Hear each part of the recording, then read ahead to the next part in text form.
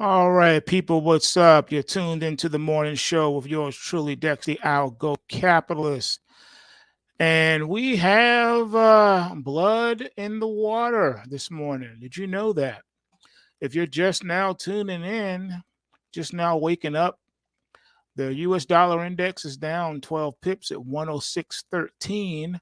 The euro's up 18 pips at 106.76. Pound sterling is down 10 pips at 124.33. And the Aussie is up 6 pips at 64.35. However, Bitcoin futures are down $2,435, trading at 60,485. It dipped to 59,700 earlier. And you know that having Bitcoin halving thing is happening on Friday. So yeah, that. Then you have the Ethereum down $99 at $2,964 this morning on Ethereum futures. Crude oil down a whopping $2.31 this morning to $83.05 a barrel. Nat gas down 4 cents at a buck 68. Gold futures down $21.20, trading at $2,386.60. It's been in a pretty tight range between like 23.80 and 24 ish. So yeah. Then you got silver up 2 pennies at $28.40 an ounce. Copper up 3 cents at $4.33 an ounce. Dow futures down 122 points at 37,921. E-mini S&P 500 down 34 and a quarter points at 50.58 and a quarter.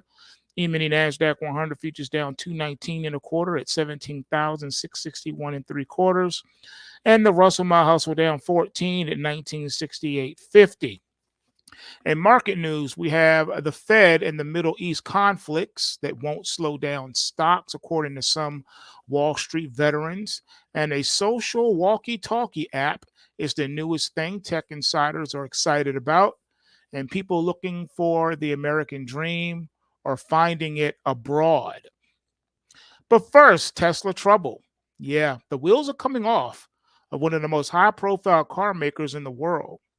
Tesla's awful 2024 got much worse this week when the company cut 10% of its workforce and a major executive resigned after 18 years as the EV maker. Wow, major executive. He was there for 18 years? Mm-mm. Fears of a layoff at Tesla had been building along with Wall Street's growing concerns that all accelerated after the company reported slumping delivery numbers earlier this month. In the aftermath of the cuts, market watchers wonder what's next for Tesla. Tesla reports earnings next week, but we've already got an idea of one of Elon Musk's big ideas: robo-taxis. Amid all the bad news over the past week, the Tesla CEO said the long-awaited robo-taxis will be unveiled in August. But as Graham points out, robo-taxis aren't a novel concept for Tesla, which has been pitching the idea for years, and rolling them out would mean improvements to Tesla's full self-driving software, which has lagged behind competitors. In the meantime, Tesla stock keeps falling. Shares of the EV maker are down more than 35% this year, giving back a good chunk of the massive gains it saw in 2023. Meanwhile, most of its Magnificent Seven peers have continued their 2023 hot streaks. Tesla's been good to its longtime investors. It's up more than 900% over the past 5 years, far outstripping the S&P 500 index at 72%. And the stock has bounced back from volatility before. Tesla's incredible 2023 was preceded by a 65% drop in share price during 2022. But external factors make this year's comeback more daunting. Demand for EVs in the US is slowing down, and China is proven to be a more prominent rival than Musk previously believed. Even worse, people who are in the market for EVs aren't necessarily interested in Teslas. Big, expensive EVs aren't what customers want, and that's an issue for the company whose newest vehicle is a big, expensive EV. Yet, despite a long list of recent setbacks, there's some good news buried amidst the carnage. EV sales data shows Tesla has outpaced all competitors in the U.S. electric vehicle market lately, growing its market share to 51.3%. Meanwhile, Musk is at the center of it all. The polarizing billionaire is embroiled in several feuds, including with Tesla. And now his latest endeavor, an AI startup, is reportedly pulling talent away from the EV maker. The Andy Sieg era is underway at Citi's wealth business, and it includes some massive changes. The Merrill Lynch vet has only led the unit since September, but almost a dozen executives have left since he arrived. There ain't no stopping this bull market despite geopolitical concerns and interest rates staying high. Some Wall Street vets don't see an end to the bull market. From explaining away the high inflation data to why we're in a buy the dip moment, four experts weigh in with their optimistic take. Wishful thinking, that is. Or should we say building castles in the air? Truth Social users are feeling glum about Trump media tanking share price. The ex president's social media platform has plummeted over 60% since it went public at the end of March. Truth Social has been buzzing about the stock's steep decline, with some truthsayers claiming its shares have been artificially devalued. It's very easy to do. You can assign people to attack a company, and the short sellers started rating it and shorting it, and you know money flows where money goes. So if there's more sells than buys, then the price will fall. Kids are bored with VR goggles. A new survey found 56% of teens who own VR devices rarely use them. That's bad news for companies like Apple and Meta, which are banking on the tech for the future. Silicon Valley's new favorite social media platform is an invite-only audio app.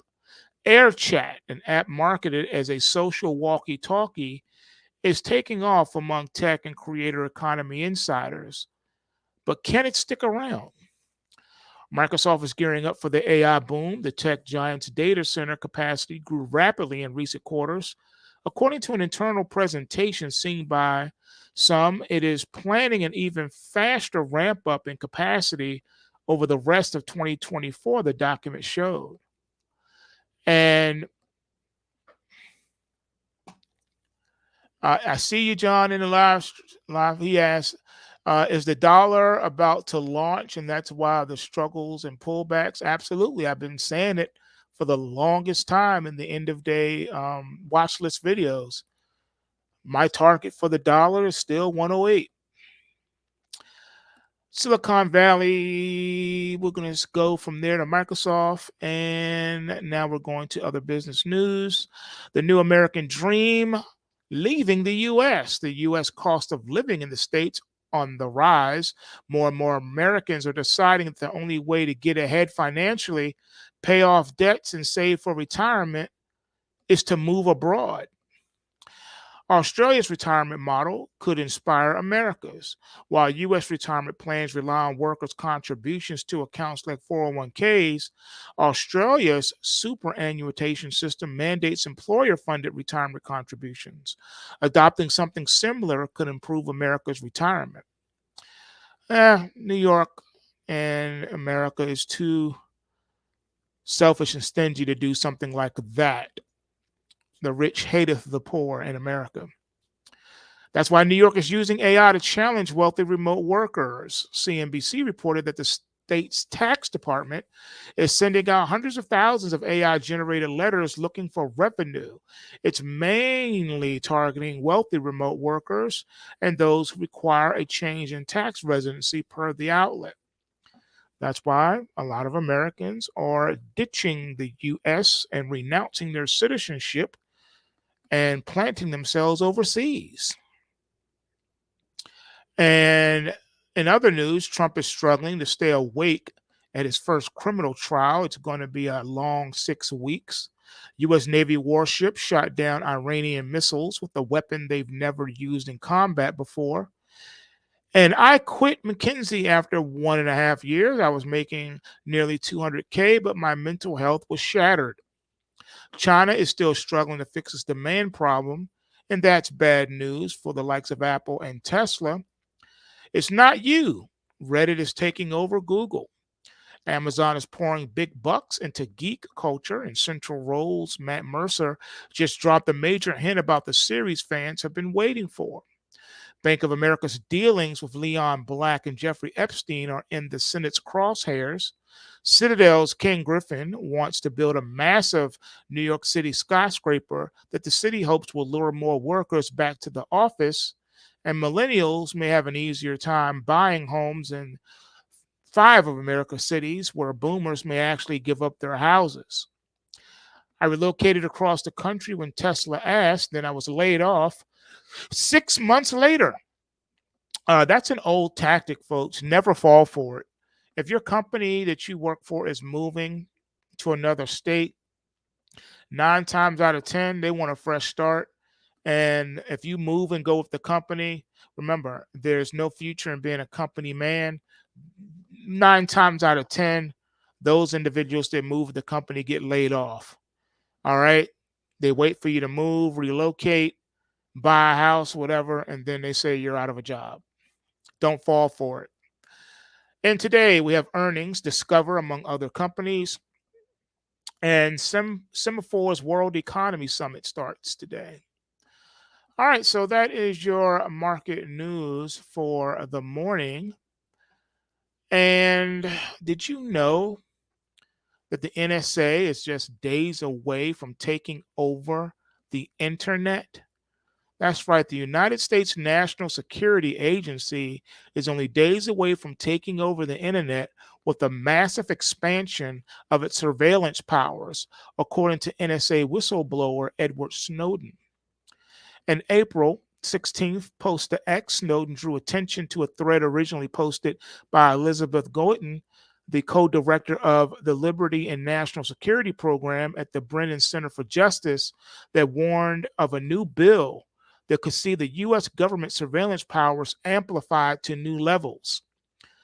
The bill in question reforms and extends a part of the Foreign Intelligence Surveillance Act, or FISA, known as Section 702. Currently, the NSA can force internet service providers such as Google and Verizon to hand over sensitive data concerning NSA targets. However, they claim that through an innocuous change to the definition of electronic communication surveillance provider in the FISA 702 bill, the U.S. government could go far beyond its current scope and force nearly every company and individual that provides any internet related service to assist with NSA surveillance. That sweeps in an enormous range of U.S. businesses that provide Wi Fi to their customers and therefore have access to equipment on which communications transit. Barbershops, laundromats, fitness centers, hardware stores, dentist offices. Additionally, the people forced to hand over data would be unable to discuss the information provided due to hefty gag order penalties and conditions outlined in the bill. Wow. Unbelievable. So, if the bill becomes law, any company or individual that provides any service whatsoever may be forced to assist in NSA surveillance as long as they have access to equipment on which communications are transmitted or stored, such as routers, servers, cell towers, etc. Now, the bill initially received heavy pushback from privacy conscious Republicans, but passed through the U.S. House of Representatives on April the 13th. Part of the pushback saw the bill's proposed spying powers timeframe cut from 5 years to 2 years, as well as some minor amendments to the service providers included under the surveillance measures. However, the amendment did very little to reduce the scope of surveillance granted to the NSA. The amendment could even see service providers such as cleaners, plumbers, and IT service providers that have access to laptops and routers inside people's homes be forced to provide information and serve as surrogate spies. The bill has seen strong pushback from both sides of the political aisle, with several government representatives claiming the bill violates citizens' constitutional rights. Democratic Senator Ron Wyden described the bill as terrifying and said he would do everything in his power to prevent it from being passed through the Senate. The bill represents one of the most dramatic and terrifying expansions of government surveillance authority in history. Republican Congressperson Anna Paulina Luna, who voted against the bill in the House of Representatives, said Section 702 was an irresponsible extension of the NSA's powers. Luna added that if government agencies wanted access to data, they must be forced to apply for a warrant. The bill is slated for a vote on April the 19th, in just 2 days, in the U.S. Senate. Unbelievable. While the U.S. is collapsing on all fronts, those that are in power are seeking to take even more power, hoping that the world is not paying attention. Talk about kicking someone when they're down. The average American citizen is down right now. And what do they want to do about it? They want to take more power for themselves. This is just absolutely terrifying. Tell us how you really feel, right? Well, that's exactly what they're doing. All right, folks, that's all we got for today. So I hope you enjoyed today's morning show. Hopefully, you're having a great day. And if not, maybe your day will get even better as the day goes on. And with that being said, smash that like button, subscribe if you haven't already done so, share the content. You never know who it may help, encourage, or inform. And on that note, I am out. And someone said in the live chat, do you think Bitcoin goes down to 50K before taking off again? That's a very good question. That's a very good question. I mean, it already hit, it already went into the 50, threshold, hit 59.7 already today. So yeah, that is possible. As long as the market stays in a corrective state and we have a bearish trend momentum reading, then yeah, who knows how far it could pull back. But remember, you're still in a bull market. All right. So the trend can reclaim the price action at any moment. So you want to always be aware of that as well.